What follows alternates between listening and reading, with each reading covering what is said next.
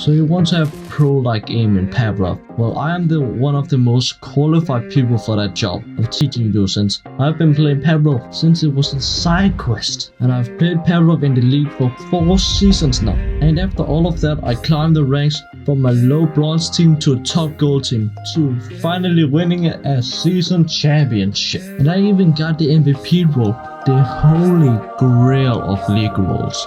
To start off, I recommend you watching my best settings tutorial, because there I go over some of the most important settings and what they do, so you can potentially improve your skill just by tapping some settings. Continuing.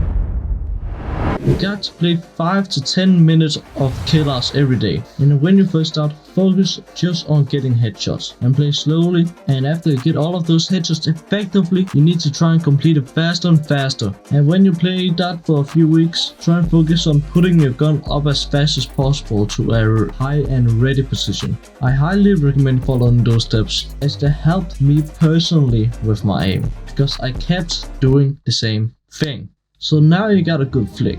Now we just need to make it even better by, instead of flicking upwards, you need to train your general flick. For this I recommend using Shadow's aim train map. This is because it's very easy to track your progress by simply looking at the score tracker, which allows you also to see a reaction time. And I would urge you to join his Discord server, where he posts updates to his map. Furthermore, Cody123 is making a map that is even more CSGO like. And when his map is released, I will be putting a link to it in the description of this video, so you can download it. If you don't know how to download maps, here's a few steps for it. You need a cable, access to a PC or a laptop, even if it's just one of your friend's PC. Today I'll be using SideQuest to show you, but you can usually just use files. And it's basically the same progress, same names. And if you're also having the issue that you can't see it, just use SideQuest. And when you're done with that, you can open up files and find Oculus quests in there. Hopefully. Just click that and go into Android, then data.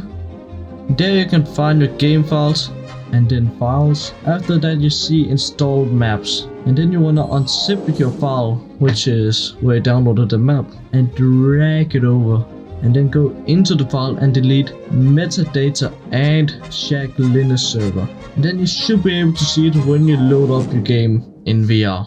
When you have improved your skills in the basic area of aim, I recommend you playing 10 minutes of deathmatch before doing anything else, such as S&D. I personally approve OG containers and sand for close range to mid range, and bridge for long range. Controls. One of the most important things is to set your controllers the right way. I personally hold my hands together like what I do in this image due to the decreased weapon sway. And I know that if you're planning to use this method, it can feel pretty weird the first couple of times that you try it. But when you get used to it, it's basically like a faster gun stock, and about half of the league uses it. By the way, I use gun stock. So yeah, take that as a one. And by the way, you don't need a gun stock to be good. Please, pro tip, sponsor me. I am begging. Please, I'm begging. Pros. So there are a lot of pros. And now I'm gonna be interviewing some of the best in the league. And to start off, we go to Winterwolf. The question was, how do you warm up for games like pro games? Well, nowadays it's mostly just a bit of good old Beat Saber, you know? Sometimes going perhaps for like 20 minutes or against... I never really went against bots for warm-ups. When I was on Legion though, we actually did like whole team warm-ups for like 30 minutes before, like for the whole 30 minutes before the actual match began. Those were actually really good warm-ups, like going through like all the stuff, all the strats that we could go through like during the actual match, stuff like that. But nowadays it's mostly just a bit of Beat Saber. Sometimes if I see some interesting servers with like CSGO maps that have players, maybe I'll go and warm up in them before the match. What did you do to play in the finals? What did I do to play in the finals? Yeah, I mean, like, how do you warm up? Okay, how do I warm up for the finals? Okay, for the last finals, I'm pretty sure I played Beat Saber. So, Yellowhead, how do you warm up for games?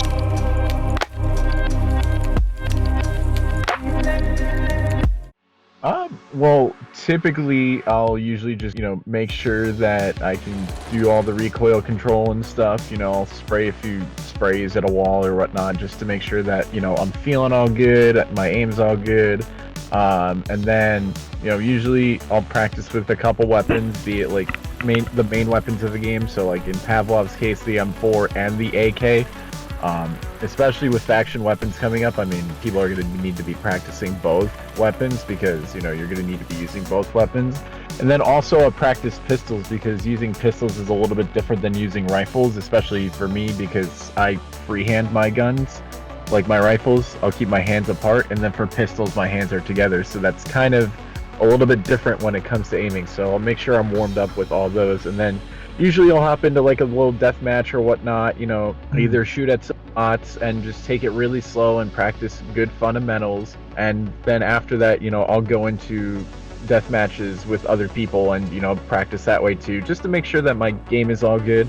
If you've got a lot of time beforehand, it might even help to do like a warm-up, like pickup game or whatnot of S&D just to get the mind going. But in terms of just raw aim, a little bit of just brake control practice, flick practice, tracking practice, and some death matches a really good way to just get started, and also just to have a consistent routine as well, right? Even if it's like 15 minutes a day or whatnot, where you just hop on and you practice a little bit just to keep your muscle memory there, because aiming is a lot about muscle memory. And I mentioned it earlier, there's like 3 parts of aiming. You've got flicking, you've got tracking, also just like keeping your gun held up at like headshot height and whatnot. And so those, I would say, are probably like the big 3 parts or whatnot. The actual third part being recoil control. So in reality, we're talking 4. My mind is not working right. But yeah, work on recoil control and all the aspects of aim, and just do a little bit of that each day consistently and practice good habits. And that's how you get the good aim. Okay, thank you, Gela. That was very nicely done.